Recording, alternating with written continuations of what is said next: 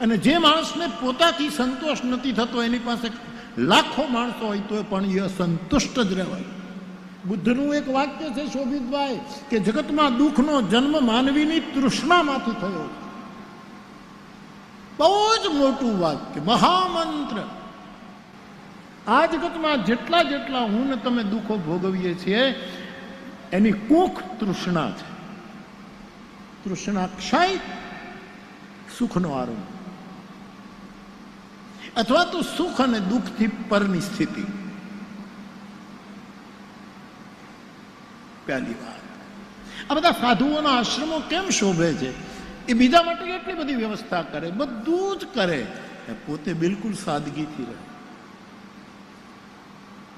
હમણાં જ નીતિનભાઈ શબ્દ પ્રયોગ કર્યો ને કે સાદગી અને બંદગી.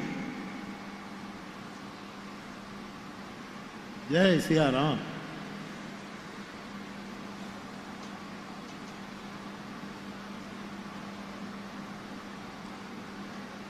તો બાપ,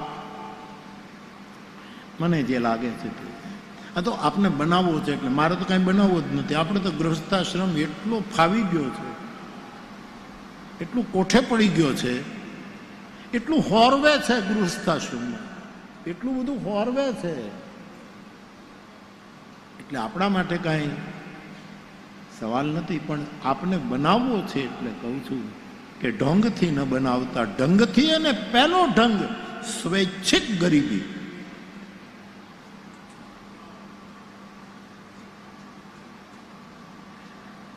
બીજો ઢંગ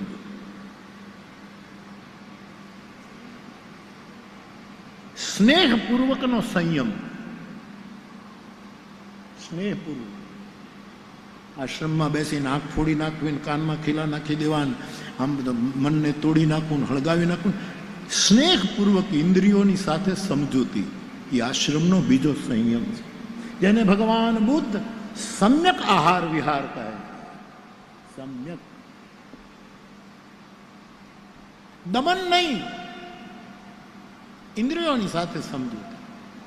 કે હે આંખ, તે બહુ ખરાબ જોયું, ખરાબ જોયું, તને શું ફાયદો થયો? મારી બેન, મારી દીકરી, તું મારા શરીરનું એક અંગ છો, મારા કાળજાનો ટુકડો છો, મારી આંખ. આપણે બાપ દીકરી વાત કરી લઈએ કે આ બધું ખરાબ ખરાબ ખરાબ ખરાબ જોવાથી તને ફાયદો શું થયો? આવી ઇન્દ્રિયો સાથે સ્નેહપૂર્વકનો સમ્યક સંબંધ એ આશ્રમનો બીજો ઢંગ, જ્યાં ઇન્દ્રિયોનું દમન ન થતું. જોકે આમ વિનોબાજીની વાતો મને બહુ ગમે, પણ વિનોબાજીની બધી જ વાતો કાંઈ હું પણ ન સ્વીકારી શકું. એ મહાપુરુષ છે એટલે કરી શકું. ગાંધીજી મહાપુરુષ, એ એમ કહે છે કે તમે રસોઈ સ્વાદવાળી બનાવો પણ સ્વાદ વગર ખાઓ. એ આપણને ન ફાવે. એટલે બનાવવી સ્વાદપૂર્વકને ખાવું અસ્વાદ, એ વિનોબાજી કરી શકે, ગાંધી બાપુ, મોરારી બાપુ ન કરી શકે. તમે સરસ મજાના ભજીયા બનાવો તો મારે સ્વાદથી, ટેસ્ટથી જ ખવાય. અમારો જયભાઈ ગોંડલના ગાંઠિયા જો અમને આપે, એમ કહે છે ગોંડલના ગાંઠિયા વખણાય છે, અને જો એ ગાંઠિયા આપણને આપે તો મોઢું બગાડીને ખાવ. 200 ગ્રામ ખાતો હોય તો 300 ગ્રામ ખાઈ જાઉં. એટલે અસ્વાદ અસ્વાદ એ કઈ બહુ ફાવે એવું નથી. એ ખોટું ઇન્દ્રિયોનું દમન છે. બ્રોડકાસ્ટ બંધ કરો, ડીપ કાસ્ટ શરૂ કરો. આપણે ફેલાવવું છે બધું, મારું બધે જાય નહીં. તમે અંદર જાઓ, અંદર જાઓ, અંદર જાઓ. એ વિનોબાજી પણ એ સ્વીકારે છે. વિનોબાજીને ત્યાં એમને તો હું એક જ વખત મેં દર્શન કર્યા, રૂબરૂ મળ્યો ગીતાઈના ઉદ્ઘાટનમાં. હું ને ડિવાઇન લાઈફ સોસાયટીના ચિન્મયાનંદજી, બજાજ પરિવારને, સ્વામિયા દાદા, બધા ગીતાઈનું ઉદ્ઘાટન હતું ત્યારે હું ગયો. વિનોબાજીના દર્શન પણ, એમનું મૌન હતું. ને હવે જ્યારે પછી તો મેં એક પવનારની કથા કરી બ્રહ્મ વિદ્યા માટે, વિનોબાના આશ્રમ માટેની એક કથા કરી. હું વિનોબાના આશ્રમમાં રહ્યો, હજી પણ જાઉં છું. તો એના ખેતરમાં આજુબાજુમાં એક દિવસ પૂરતીનું ઘાસપૂસની ઝૂંપડી બનાવીને રહું છું, અને જમવા જાઉં છું વિનોબાજીના આશ્રમમાં, જ્યાં ભોજન એ લોકોની જે સાદગીપૂર્વકની સીધી સાદી રસોઈ હોય છે, એમાં કદાચ સ્વાદ ઓછો હોય પણ હું સ્વાદથી ખાઉં. આપણી લાળ જેમાં ભળે ને એ સ્વાદ ઉત્પન્ન કરે. આ તો આપણે વિજ્ઞાનમાં ભણાવતા હતા ને, શરીરશાસ્ત્રમાં ગુણ. લાળમાં જે ગુણો છે એ ઘઉંમાં તો મીઠાશ છે, પણ એમાં લાળ અમુક પ્રકારની ભળે છે, ત્યારે એ રોટલીમાં ખાંડ નાખ્યા વગરની ગળી લાગે છે, કારણ કે એક પ્રકારની લાળ અંદર રસ ભળે છે. લાળ મીન્સ રસ. રસ વિનોબાજી મને બહુ ગમે, પણ હું એટલું જ કહીશ કે આશ્રમ બનાવવો હોય તો ઇન્દ્રિયોની સાથે સ્નેહપૂર્વકનો સંબંધ બાંધવો. કાનને બંધ ન કરી દેવાય, પણ શાસ્ત્રીય સંગીત સંભળાય, સુગમ સંગીત સંભળાય, લોક સંગીત સંભળાય, ભગવત કથા સંભળાય, વિદ્વાનોને સંભળાય. એના માટે કાન બંધ ન કરી દેવાય. કાનના દરવાજા બંધ કરવા માટે બીજું ઘણું એવું આપણું કાનમાં આવે છે, એને આવતું બંધ કરીએ. સ્નેહમય સમજૂતી ઇન્દ્રિયોની સાથે એ આશ્રમનો બીજો ઢંગ. એવું મારે સ્થાપવો નથી. આ તો તમે પૂછ્યું એટલે હું તમને કહું છું. મારે કાંઈ સ્થાપવું નથી. આપણે તો બહુ મોજ છે સાહેબ, આનંદ. આ ચેતન, તારે નવો આશ્રમ સ્થાપવો છે?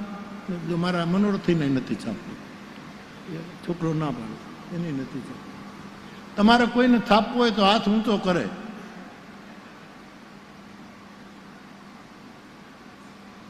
કોઈને નથી છાપવું. કદાચ આ લોક સમુદાયનો આ લોકમત પરિણામ તો 4મી તારીખે આવશે, પણ આજે પરિણામ આવી ગયું છે કે લોકોને આશ્રમમાં એટલી બધી રુચિ નથી. નહીતર તો બધા હાથ ઊંચા થાય ને કે અમારે કરવો છે, અમારે. પણ હું એનો અર્થ આશ્રમની પહેલી નથી. આશ્રમનો મહિમા બહુ છે, પણ જો આ રીતે થાય તો.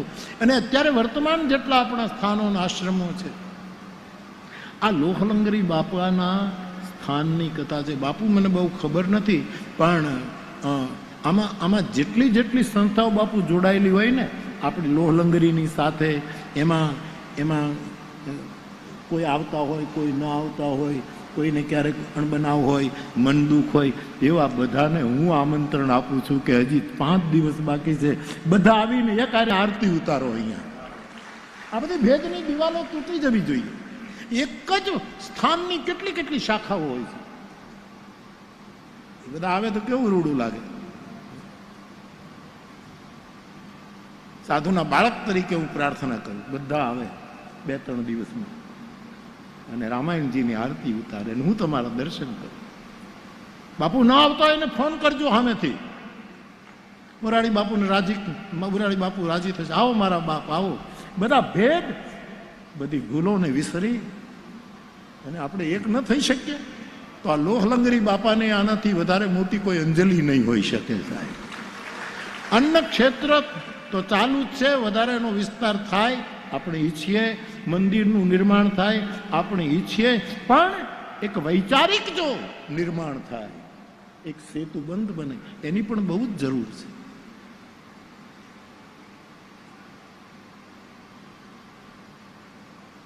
તો ઇન્દ્રિયોની સાથે સ્નેહપૂર્વકનો સંબંધ બને. અને એ સ્નેહપૂર્વકનો સંબંધ જો બનાવતા ફાવી જાય તો ખાલી સ્નેહ બાંધવો નહીં, સ્નેહ વધારવો. આપણે સ્નેહ બાંધવામાં પીડ્યા છીએ, વધારવામાં. નારદ કહે પ્રતિક્ષણ વર્ધમાનમ, તારો પ્રેમ ક્ષણે ક્ષણે વધવો જોઈએ. તું બંધાઈ ન જા. બાંધવો એટલે બંધાઈ. અને જે વધે એને કોઈ બાંધી નથી શકતું. નદી વધતી જાય, આગળ વધતી જાય, આગળ વધતી જાય, એને પછી કોઈ બાંધી નથી શકતું. સમજપૂર્વક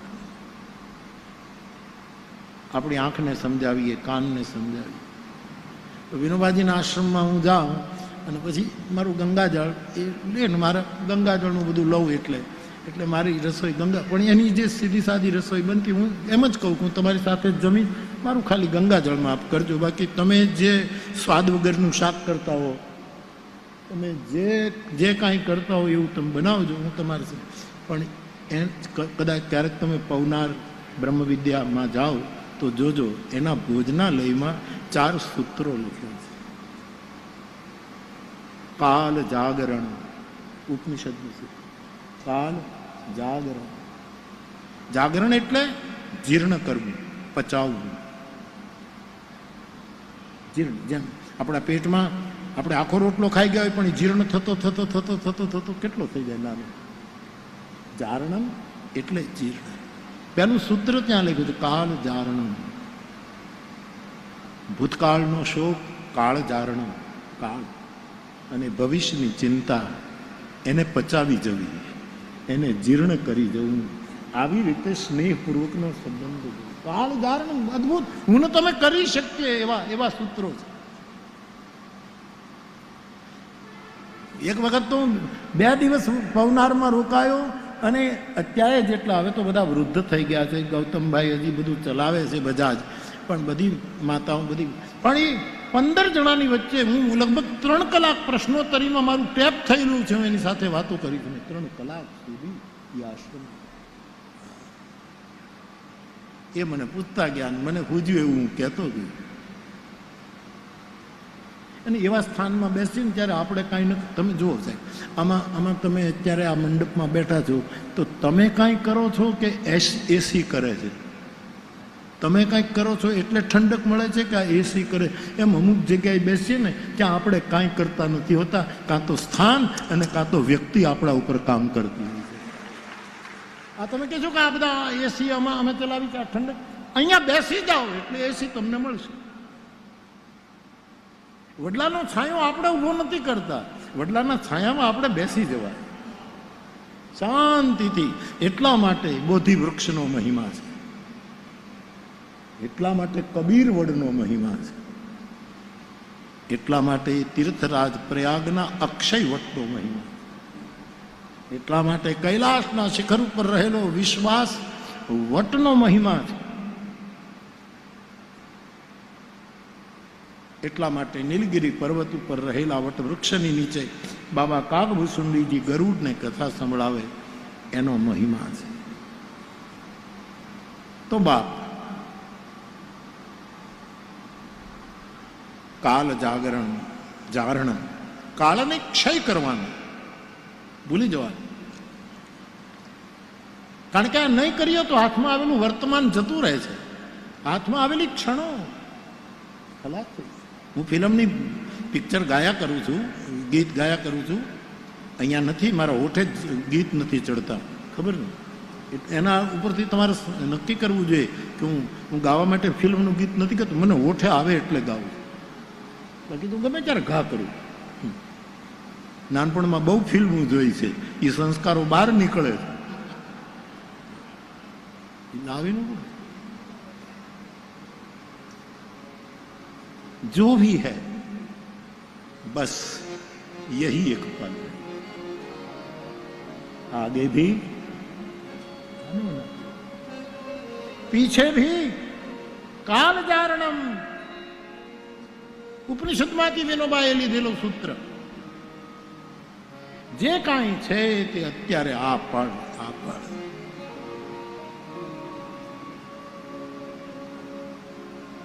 વીજળી કઈ મિનિટે ચમકી ને કઈ મિનિટે પાછી ઓલાઈ ગઈ એમાં ન પડાય.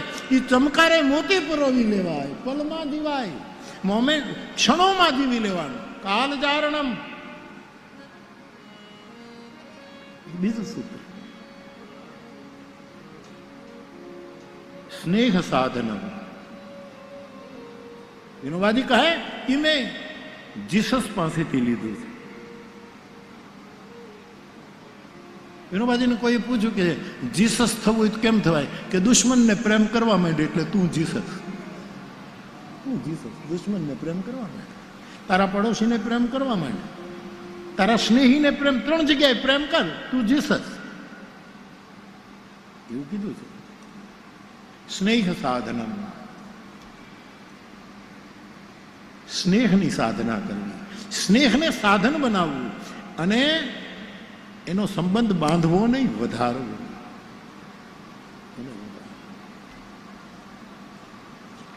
ત્રીજું સૂત્ર છે કટુ વર્જનમ.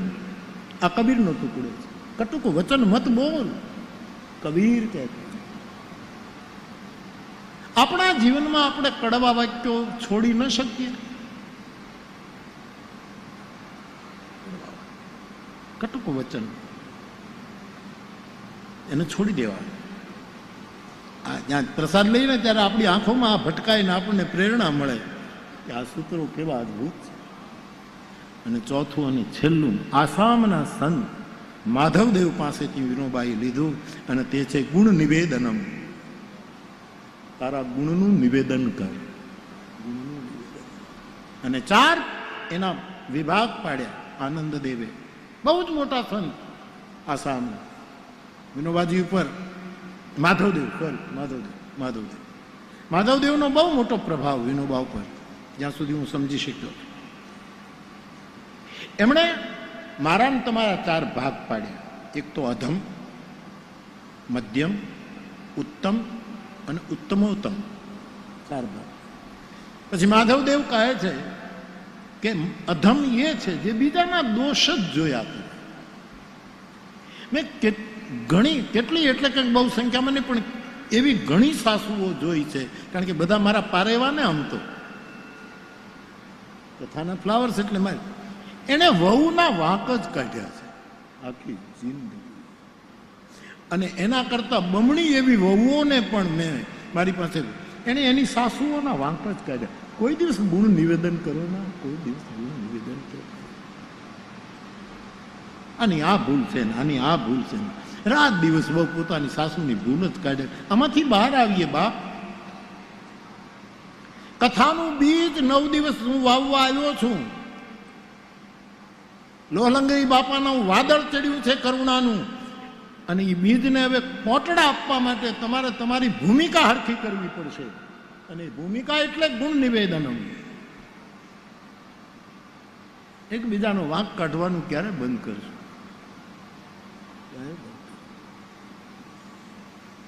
અધમ માણસ બીજાના દોષ જ જુએ. અને યાદ રાખજો, જેને બીજાના દોષ જોવાની આદત હશે એ પોતાના ગુરુમાં પણ દોષ જોશે. એ નક્કી છે. એક બહુ ધનવાન પરિવાર મારી પાસે આવ્યો અને મને કહે, બાપુ તમે અમને કંઠી આપો. મેં કીધું હું કોઈને કંઠી બાંધતો નથી, મારે કોઈ ચેલો નથી, હું કોઈનો ગુરુ નથી, હું તો તમારા જેવો માણસ ને રામ ગુણ ગાઉં છું, આ સિવાય મારી પાસે કાંઈ નથી. પણ કે નહીં, અમારે બસ બધું જ. પણ મને ખબર હતી કે એકને છોડીને મારી પાસે આવ્યો છે. એટલે મને ખબર હતી કે એકને છોડીને મારી પાસે આવ્યો એ ક્યારે મને મૂકીને વયો જાય રાતે કાંઈ ખબર ન પડે. એટલે મેં એને કડક કીધું કે મારું આ કામ જ નથી, તમે જ્યાં હો ત્યાં રહો. અને બન્યું એવું કે બીજી જગ્યાએ ગયા, ત્રીજી જગ્યાએ ગયા તો હાવ બધું જ એનું લૂંટી લીધું અને કાંઈ રહેવા ન દીધું. ઢોંગથી આશ્રમ નહીં, ઢંગથી બનાવો. આ બધા મારી સામેના અનુભવો છે. ઈર્ષાનો સ્વભાવ હશે એ પોતાના ગુરુની ઈર્ષા કરશે. ઈર્ષાવાળો બાપ એના દીકરાની ઈર્ષા કરશે. એટલા માટે તો ઉપનિષદો કહે માં વિદ્વિષાવ હે, અમારે ગુરુ અને શિષ્યની વચ્ચે દ્વેષ ન થાય. આવી માંગણી ઋષિઓએ કરી છે. એ છે જે બીજાના દોષ જ જુએ. મધ્યમ એ છે કે બીજાના દોષ તો જુએ પણ એના ગુણ પણ જુએ. અને માધવદેવ મધ્યમ કહે. ઉત્તમ એ છે કે ખાલી ગુણ જ જુએ. ખાલી ગુણ જે મારા માટે આવશ્યક નથી એમાં હું શું કામ જાઉં? તમારે છત્રી લેવી હોય, વરસાદ હવે આવશે જ્યારે આવે ત્યારે છત્રી લેવી હોય તો તમે સાડીવાળાની દુકાને જાઓ કે મને છત્રી આપો. હાડલો લઈને તમારે છત્રી કરવી છે, ત્યાંથી શું મેળવશું? આપણે જે જોતું હોય લઈ લઈએ, બાકીની વસ્તુનું આપણે શું લેવા દેવા છે? ઉત્તમ એ છે જે ગુણને પણ જુએ, અવગુણને પણ જુએ. પણ મને ગમતો વિચાર, રામાયણને સ્પર્શતો વિચાર, ઉત્તમોત્તમ જીવ એ છે કે ગુણ અને દોષ બંનેમાં કશુંય ન જુએ. ગુણ યહ ઉભય નથી. તુલસી કહે મોટામાં મોટો ગુણ એ છે કે ગુણ પણ ન જોવો ને દોષ પણ ન જોવો. એ પરમ ગુણ છે. ખાલી ગુણ જોવો એ પણ પર્યાપ્ત નથી, પણ ગુણ દોષ ગુણ યહ ઉભય ન દેખીએ. મેં ઘણી વખત તમારી સાથે વાતો કરી છે કે ફૂલ સુગંધ આપે છે એનો ગુણ નથી, એનો સ્વભાવ છે. એને સુગંધ આપવી જ જોઈએ. અને કાંટો આપણને લોહી કાઢે છે એ એનો અવગુણ નથી, એનો સ્વભાવ છે. ગુણા ગુણેશુ વર્તંત ઉર્ધ્વમ ગચ્છન્તિ. ગીતા કહે છે જે સત્વગુણમાં જીવતો હશે, ઉર્ધ્વમ એટલે ત્યાં તો ભાષ્યો તો એવું લાગે કે સ્વર્ગમાં ઉપર ઉપર. મને સ્વર્ગની બહુ ખબર. ઉર્ધ્વમ એ ભલે હાવ નીચો બેઠો હશે તો એ આપણા કરતા ઊંચો છે. જે સત્વસ્થ છે, જે સત્વગુણમાં બેઠો છે, સત્વસ્થ. મધ્ય તિષ્ઠંતિ રાજસાહ. જે રજોગુણમાં જીવે છે, મૃત્યુલોકમાં જીવે છે, એ મધ્યમાં જીવે છે. જઘન્ય ગુણ વૃત્તિસ્થા અધો ગચ્છન્તિ તામસા. જે બિલકુલ પતિત થઈને જીવે છે, અધો ગચ્છન્તિ. આવું ગીતામાં લખ્યું છે. તો બાપ ગુણનું નિવેદન.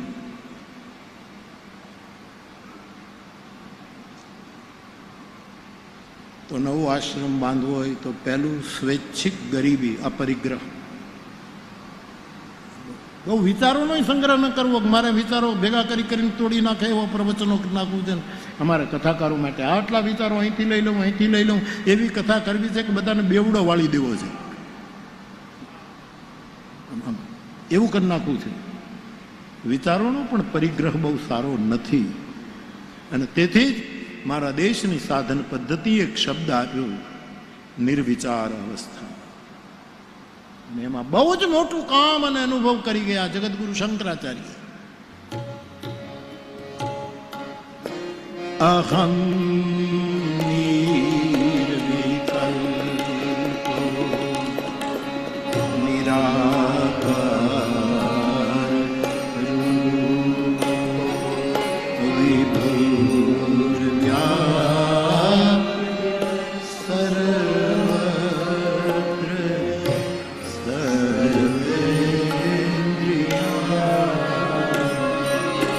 સદા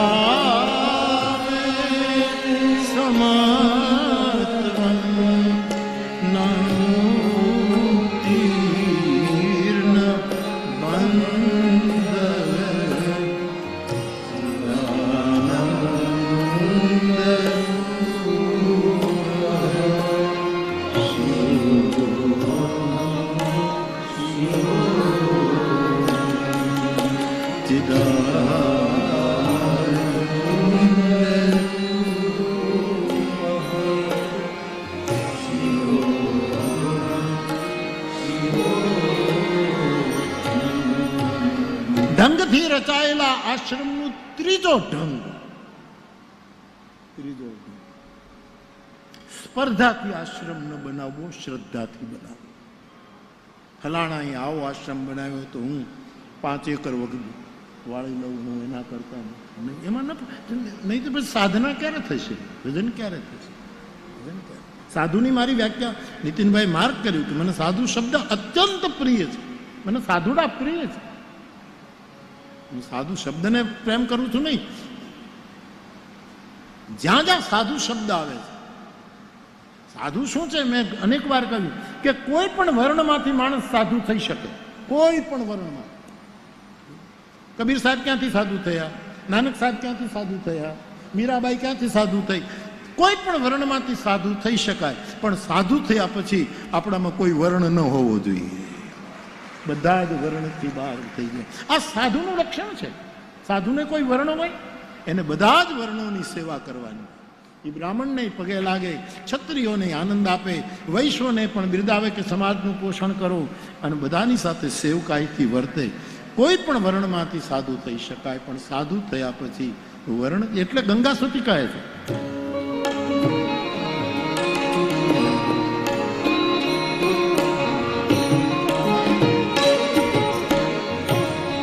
જાતિ રે છોડીને પાનવા અજાતિ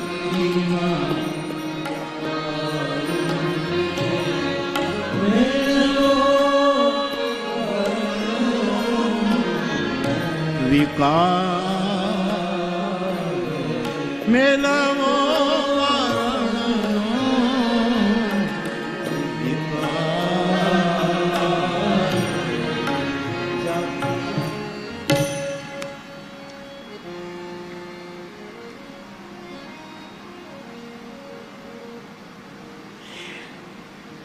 જેની પાસે મુનિનું મૌન હોય, જેની પાસે ઋષિની વાણી હોય અને કોઈ બુદ્ધ પુરુષનું ભજન હોય, એનું નામ સાધુ. મુનિનું મૌન, બોલે તો ઋષિઓની વાણી,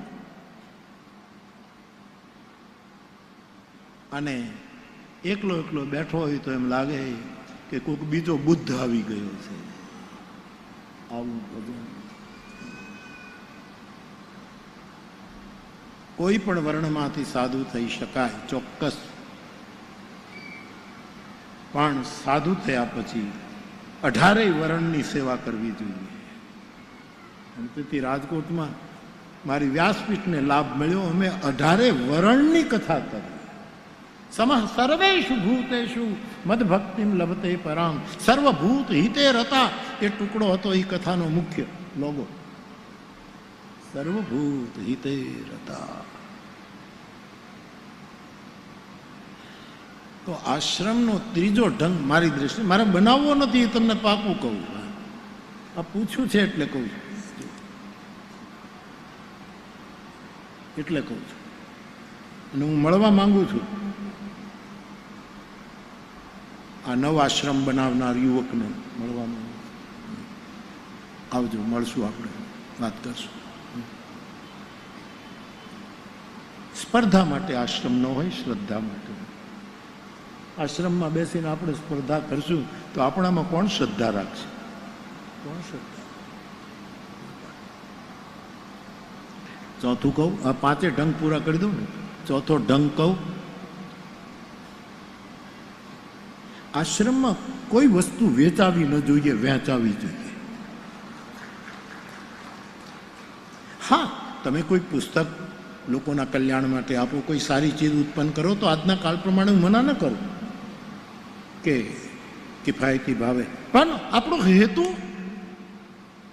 વેચવાનો ન હોવો જોઈએ. એટલા માટે અમારે જ્યારે વાત થાય, આમ તો નિર્ણય મારે જ કરવાનો, મારે નહીં, વ્યાસપીઠે નિર્ણય કરવાનો. હું વળી કોણ નિર્ણય કરનારો? મોરારી બાપુ કોણ? મારી વ્યાસપીઠ. આ રામકથાની પુસ્તિકા બહાર પડે કે જેટલી કથાઓ કરો એનો સાર નીતિનભાઈ ગજબની સેવા કરે છે. મેં કીધું આ પ્રસાદ જ હોય, વેચાવવું ન જોઈએ, નહીંતર બંધ કરી દેજો આ કામ. તો કાંઈ વેચાવવું ન જોઈએ. આશ્રમનું હા, પણ ઘણા આશ્રમો ઔષધિ બનાવે ને વેચે, ઘણા કોઈ સારી સારી વસ્તુ, પણ ઘણા કોણ આપણી ગૌશાળા ઉપર ભરોસો રાખશે? અમારી પાસે ફરિયાદ આવી છે, કહું છું.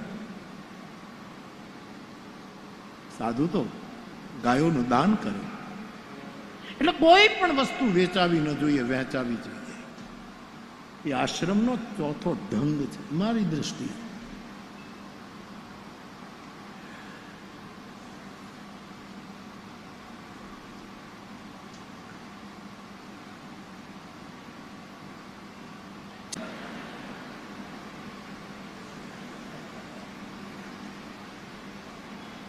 પાંચમો મારી દ્રષ્ટિમાં આશ્રમનો ઢંગ એ છે કે જેમાં કોઈ પણ સાધુ સંતોની, કોઈ પણ જીવની, જડની, ચેતનની કોઈ દિવસ નિંદા ન થતી.